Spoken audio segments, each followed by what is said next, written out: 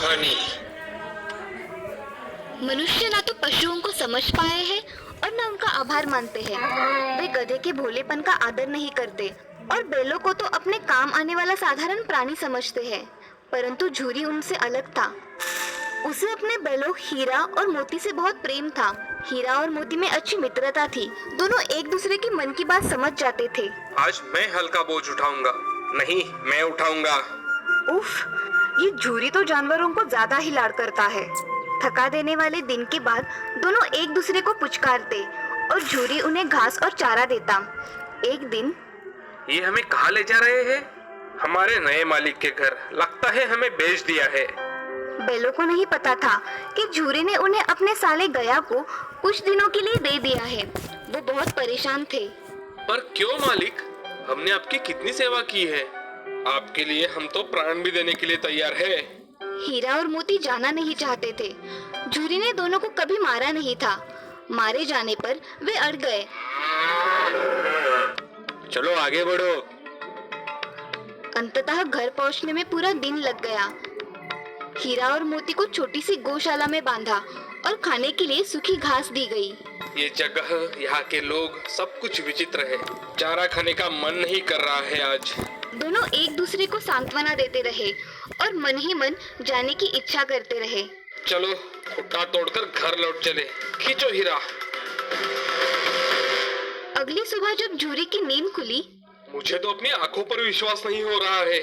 हीरा मोती लौट आए। हीरा और मोती के लौट आने का समाचार फैलते ही, इन बैलों का तो सम्मान करना चाहिए। मैं इन्हें रोटियां खिलाऊंगा। ये निराले हैं, अकेले घर लौट आए।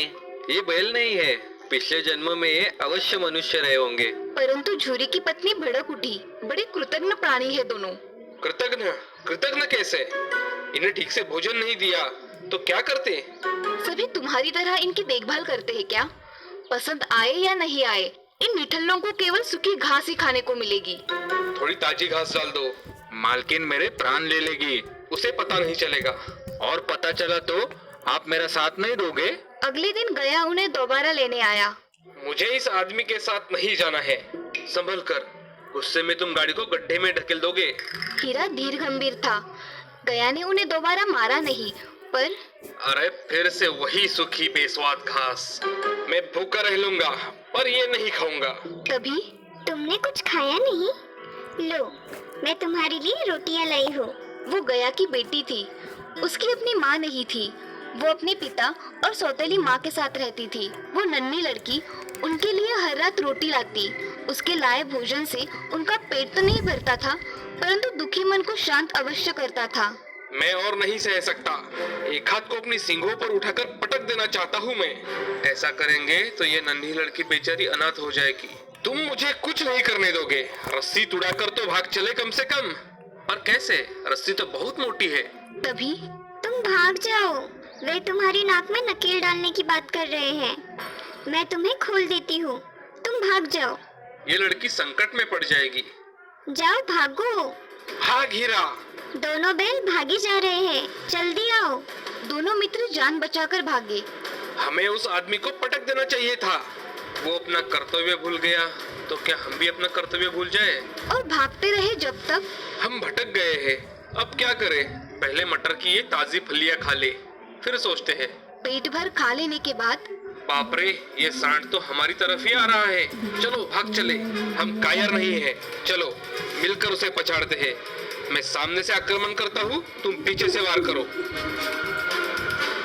हमने इसे पछाड़ दिया है। चलो इसे मार डालते हैं। नहीं हीरा, घायल शत्रु पर वार नहीं करते। ठीक है, मैं थोड़ी फलियां और खा लेता हूँ। ये क्या? वो लोग हीरा को पकड़ने आ रहे हैं। मोती अपने मित्र के पास पहुंचा और जल्द ही दोनों को पकड़कर बांध दिया गया। जल्द ही उन्होंने स्वयं को अंधेरी सी गौशाला में पाया। वहाँ कई दुबले और डरे हुए जानवर थे। बड़ी उदास जगह है। अगला दिन भी बीत गया, परंतु जानवरों को एक भी दाना खाने को नहीं मिला। मैं ऐसे नहीं रह सकता। चलो दीवार तोड़ते हैं। तुम तोड़ो, मुझ में अब दम नहीं बचा। गौशाला की दीवार कच्ची थी। मोती तब तक सींग मारता रहा जब तक दीवार तोड़ रहा है? रुक, अभी तुझे सबक सिखाता हूँ।